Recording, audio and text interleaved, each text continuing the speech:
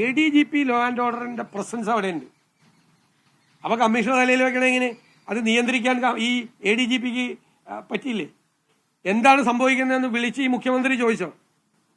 എന്താണ് തൃശ്ശൂരിൽ സംഭവിക്കുന്നതെന്ന് ഏത് ആഭ്യന്തരമന്ത്രിയും ചോദിക്കുമല്ലോ.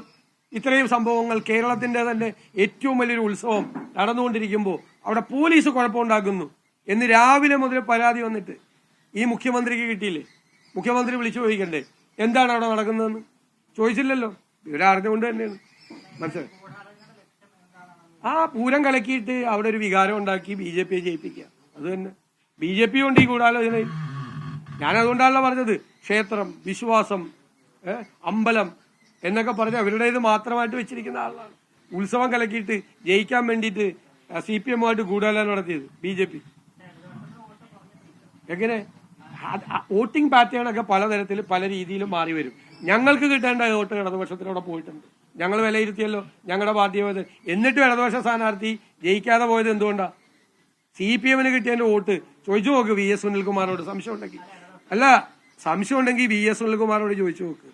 അന്തിക്കാട് ഉൾപ്പെടെയുള്ള ഒരു കാലത്തും രാജീവ് ഗാന്ധിയുടെയും ഇന്ദിരാഗാന്ധിയുടെയും മരണത്തിന് ശേഷം നടന്ന തെരഞ്ഞെടുപ്പിൽ പോലും ഒരു തരത്തിലും LDF-ന്റെയും CPM-ന്റെയും CPI-യുടെയും വോട്ട് കുറയാത്ത അന്തിക്കാട് ഉൾപ്പെടെയുള്ള സ്ഥലങ്ങളിൽ പോലും എവിടെയാണ് CPM-ന്റെ വോട്ട് പോയെന്ന് അന്വേഷിച്ചു നോക്കും. സുനിൽകുമാറോട് ചോദിച്ചാൽ സുനിൽകുമാർ പറഞ്ഞു തരും. ഇല്ലാന്നേ, LDF-ന്റെ വോട്ട് പോയെന്നേ. നിങ്ങൾക്ക് കണക്കറിയില്ലാണ്ട കൈരളിക്കാർ. സുനിൽകുമാർ പറഞ്ഞു തരും കണക്ക്. CPI-യോട് ചോദിക്കും, സ്ഥാനാർത്ഥിയോട് ചോദിക്കും. ഞങ്ങൾ ഉന്നയിച്ചു, പ്രതിപക്ഷം ഉന്നയിച്ചു, അന്ന് തന്നെ ഉന്നയിച്ചു. അന്ന് സുനിൽകുമാറും പറഞ്ഞു. ഇപ്പൊ സുനിൽകുമാർ വളരെ വ്യക്തമായിട്ട് പറയാണ്, CPI പറയാണ്, ഘടകകക്ഷികൾ പറയാണ്.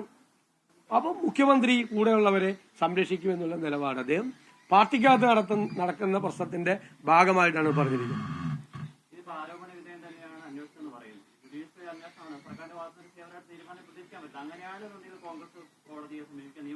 അത് ഞങ്ങൾ നിയമപരമായ മറ്റു മാർഗങ്ങൾ തേടുന്നുണ്ട്. ഈ റിപ്പോർട്ട് പുറത്തു വരാൻ വേണ്ടിയിട്ടാണ് ഞങ്ങൾ ഇന്നിരുന്നത്. ഈ റിപ്പോർട്ട് പുറത്തു വരട്ടെ.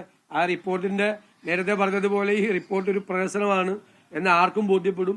ആരോപണ വിധേയനായ ആള് തന്നെയാണ് അന്വേഷണം നടത്തിയിരിക്കുന്നത് എന്ന് മനസ്സിലാവും. അതിന്റെ അടിസ്ഥാനത്തിൽ നിയമപരമായ മാർഗങ്ങൾ ഉറപ്പായിട്ട് തരും.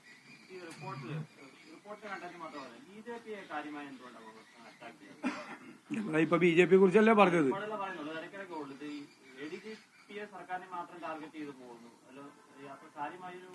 ഞാൻ പല പ്രാവശ്യങ്ങൾ കേൾക്കാനിട്ടാണ് എല്ലാ പത്രസമ്മേളനങ്ങളിലും BJP ഇതിന്റെ ഇന്നും പറഞ്ഞല്ലോ. നിങ്ങൾ പറഞ്ഞതിന് ശേഷം, നിങ്ങൾ ചോദിച്ചതിന് ശേഷം അല്ലല്ലോ ഞാൻ പറയുന്നു. ഇന്നും ഞാൻ പറഞ്ഞല്ലോ. നിങ്ങൾ ചോദിച്ചപ്പോഴല്ലല്ലോ, അതിനു മുമ്പ് പറഞ്ഞല്ലോ. BJP പ്രതിക്കൂട്ടില്ല. അതുകൊണ്ടാ BJP ഈ വിഷയത്തിൽ സമരം ചെയ്യാത്തത്. BJP പ്രതിക്കൂട്ടിലാണെന്ന് ആദ്യമേ ഞാൻ പറഞ്ഞല്ലോ. BJP പ്രതിക്കൂട്ടില്ല. BJP CPM-മായി ചേർന്ന് സംഘപരിവാർ ധാരണയുടെ അടിസ്ഥാനത്തിലാണെന്നല്ലേ പറയാം. അതല്ലേ ഇതിന്റെ അകത്ത് ആരോപണം. ഈ ADGP-യും RSS നേതാവും തമ്മിൽ കൂടിക്കാഴ്ച നടത്തിയെന്ന് ഞങ്ങളല്ലേ പറഞ്ഞത്. ഡേറ്റ് അടക്കം ഞങ്ങളല്ലേ പറഞ്ഞത്. അന്ന് CPM-ഉം ആദ്യം നിഷേധിച്ചു, RSS നിഷേധിച്ചു, പിന്നെ രണ്ടു കൂട്ടരും സമ്മതിച്ചു. ഞങ്ങളല്ലേ. എന്തിനാ RSS നേതാക്കന്മാരുമായി, RSS നേതാവുമായി, അഖിലേന്ത്യാ ജനറൽ സെക്രട്ടറിയുമായി കൂടിയാലോചന നടത്തി. അപ്പോഴാണ് CPM നേതാക്കൾ ചോദിച്ചത് അതിനെന്താ കുഴപ്പമൊന്നും. ഒരു കുഴപ്പമില്ല. സംസ്ഥാനത്തെ ADGP ലോ ആൻഡ് ഓർഡർ 1 മണിക്കൂർ പോയിട്ട് RSS-ന്റെ അഖിലേന്ത്യാ ജനറൽ സെക്രട്ടറി ആയിട്ട് അവർ തമ്മിൽ അതിർത്തി തർക്കം ഉണ്ടല്ലോ ചോദിച്ചു. ഇതൊക്കെ ഞങ്ങൾ പറഞ്ഞതല്ലേ. ആണോ? PV അൻവർ പറയുന്നതൊക്കെ പാർട്ടി ശരിവെക്കണമെന്നാണല്ലോ മുഖ്യമന്ത്രി ഇന്നലെ പറഞ്ഞത്. എന്നാ പിന്നെ പിണറായി വിജയനോട് വേറെ ജോലി നോക്കാൻ പറ. കാരണം പിണറായി വിജയൻ മുഖ്യമന്ത്രിയായിട്ടിരിക്കുമ്പോൾ, ആഭ്യന്തരമന്ത്രിയായിട്ടിരിക്കുമ്പോൾ അദ്ദേഹത്തിന്റെ ഏറ്റവും അടുത്ത ഉദ്യോഗസ്ഥൻ എനിക്ക് വേണ്ടിയാണ് പ്രവർത്തിക്കണമെങ്കിൽ അദ്ദേഹം ആ കസേരയിലിരിക്കാൻ ഒരു അർഹതയില്ലെന്ന് അതിന്റെ അർത്ഥം. കൈരളിക്കാരനാണ് ചോദിച്ചത്. എനിക്ക് വേണ്ടിയിട്ടാണ് DGP അജിത് കുമാറെ കണ്ടെങ്കിൽ പിണറായി വിജയനെ പിന്നെ എന്തിനു കൊള്ളാം. ഞാൻ അങ്ങനെ മുഖ്യമന്ത്രിയെ പറ്റി നിങ്ങൾ പറഞ്ഞ പോലെ പറയില്ല മോശമായിട്ട്. അങ്ങനെ ഒന്നിലും കൊള്ളില്ലാത്ത ആളൊന്നുമല്ല പിണറായി വിജയൻ.